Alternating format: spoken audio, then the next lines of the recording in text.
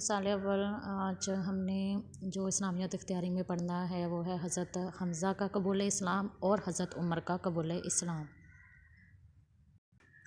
6 نبوی میں قریش مکہ کے 2 بہادر لوگوں نے اسلام قبول کیا جن کی وجہ سے اسلام اور مسلمانوں کو بہت تقویت حاصل ہوئی۔ ان میں سے ایک حضرت حمزہ رضی اللہ عنہ تھے۔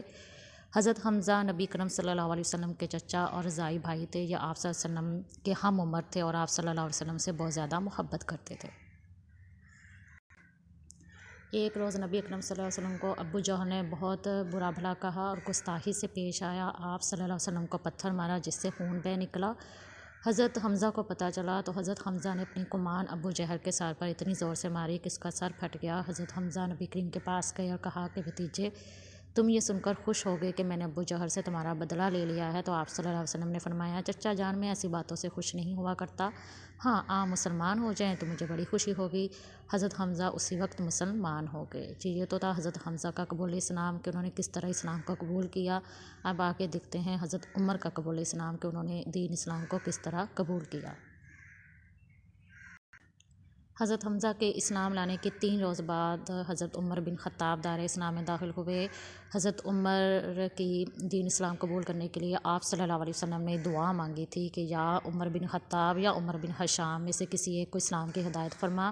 چنانچہ یہ حضرت عمر رضی اللہ عنہ کے حق میں قبول ہوئی۔ حضرت عمر 45 مردوں اور 21 عورتوں کے بعد مسلمان ہوئے۔ اور حضرت عمر کے قبول اسلام کا ایک واقعہ ہے کہ حضرت عمر نبی کریم صلی اللہ علیہ وسلم کے اسلام سے قبل سخت دشمن تھے، تو ایک روز آپ صلی اللہ علیہ وسلم کے قتل کا ارادہ بنا کر نکلے کہ راستے میں ایک صحابی ملے اور انہوں نے کہا کہ کہاں کا ارادہ ہے؟ تو فرمایا کہ محمد صلی اللہ علیہ وسلم نعوذ باللہ ان کا قصہ پا کرنے جا رہا ہوں۔ تو انہوں نے فرمایا پہلے اپنے گھر کی خبر لو۔ چنانچہ آپ اپنی بہن کے گھر گئے۔ آپ کے بہن اور بہنوئی مسلمان ہو چکے تھے۔ حضرت عمر نے آگے جانے کے بجائے بہن بہنوئی کے گھر کا رخ کیا، غصے کی حالت میں گھر میں داخل ہوئے اور انہیں خوب مارا۔ بہن نے چھڑانے کی کوشش کی تو انہیں بھی زخمی کر دیا۔ بہن کو ہونہ لو دیکھ کر آپ کی طبیعت میں کچھ نمی پیدا ہوئی اور کہا کہ جو کچھ تم پڑھ رہے تھے مجھے بھی دکھاؤ۔ تو آپ کی بہن نے جواب دیا کہ اس قرآن کو شرک کی نجاست سے آلودہ شخص ہاتھ نہیں لگا سکتا۔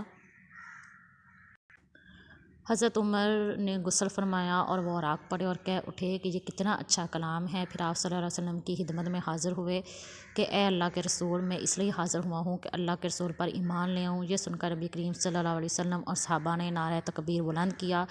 نبی کریم صلی اللہ علیہ وسلم نے حضرت عمر کو کلمہ پڑھایا۔ اس طرح حضرت عمر دائرہ اسلام میں داخل ہوئے۔ حضرت حمزہ اور حضرت عمر کے اسلام لانے سے اسلام کو بڑی تقویت حاصل ہوئی۔ جی یہ تو تھا ہمارا آج کا لیکچر، اچھے سے یاد کیجیے گا۔ والسلام علیکم ورحمۃ اللہ۔